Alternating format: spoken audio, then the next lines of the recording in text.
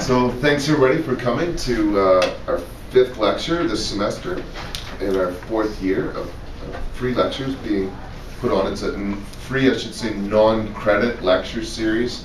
The university wants us to make that very clear to everyone.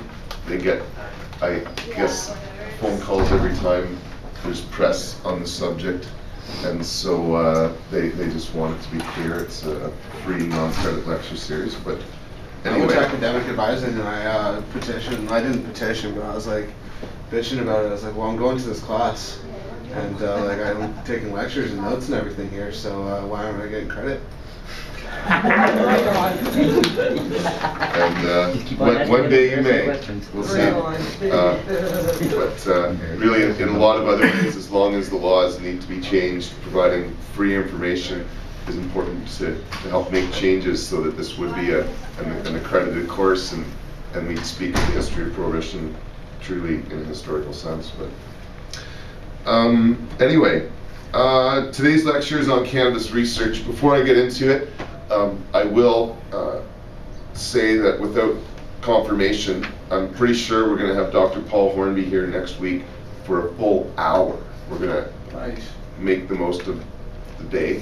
Comes all the way from Vancouver and such, so we'll put announcements online for people, and otherwise try to make it publicly known that there's the extended. The class will start a half hour earlier? 3 to 4. Yeah. So I'm quite sure we're going to be able to fit that into his schedule, and again, we may as well make the most of his time when he's here. I think for this semester we can get the room for the full hour. So, a lot of what I'm going to say today, I'm hoping will set up Dr. Hornby's lecture next week. There will be parallels. I hope the information flows together, but and doesn't conflict. But I'm sure next week a lot of this stuff will be explained much more technically than I am now. But I'd really like to take some time to explain some of the history of cannabis research, sort of leading up to where Dr. Hornby is today. And I'll start by saying that cannabis has been studied, I would say, more than any other plant in human history. Which makes it really ironic to have it thrown against us that there isn't enough known about it, or that there's speculation about potential negative impacts that would make it hard to justify it becoming legalized. I can assure you that we have much more dangerous drugs that are legally available that haven't been studied a tenth of what cannabis has been studied. Nevertheless, one of the reasons cannabis has been studied so extensively is the broad range of conditions and effects that cannabis has on an individual. And so, and just the broad range of uses of the plant too. So, the earliest known study is from 1894, the Indian Hemp Commission. There have been other, kinds of research by individual scientists in different ways, but science has evolved. It's the first government study, and I don't know statistically if there's been more commissions done on cannabis than any other plant at the very least, but I wouldn't doubt that either, because there's been one study after the other since 1894, essentially in favor of the use of cannabis. The Indian Hemp Commission is paid for by the British government studying India and the use of hashish in particular, and it reported on the prevalence of cannabis and its use, and the use of bang, and just generally on how it wasn't causing many social disturbances and seemed to be a pretty good part of the economy. And it was a hemp commission. It wasn't sort of an investigation. It didn't come up with any sort of laws or rules or suggesting that anything needed to be done. In fact, in India right now, there still exists a massive culture, millions of people, tens of millions of hashish users who devoutly use it in various ways. But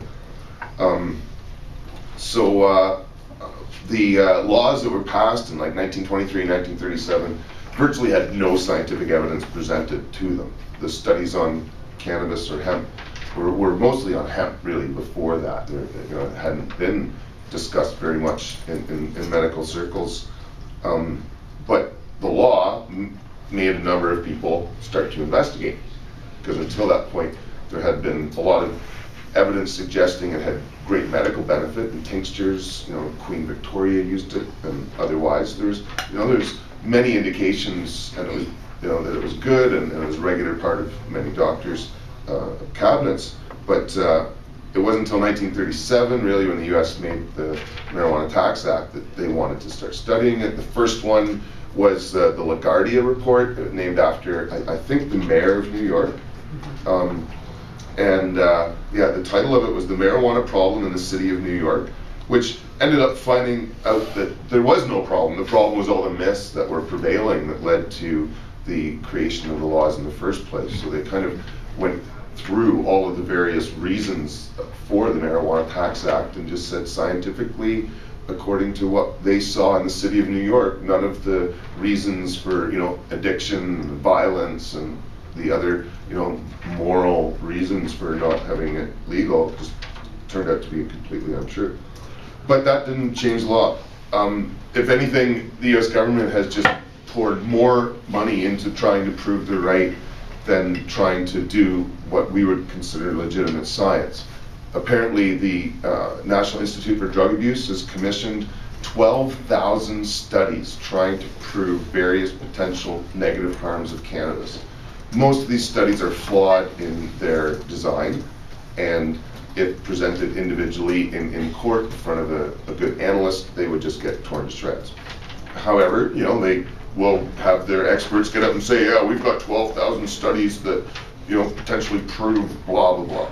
And it's very frustrating to have a government, again, pouring money into trying to prove potential negative impacts, and very, very little study trying to understand the benefits, certainly in North America.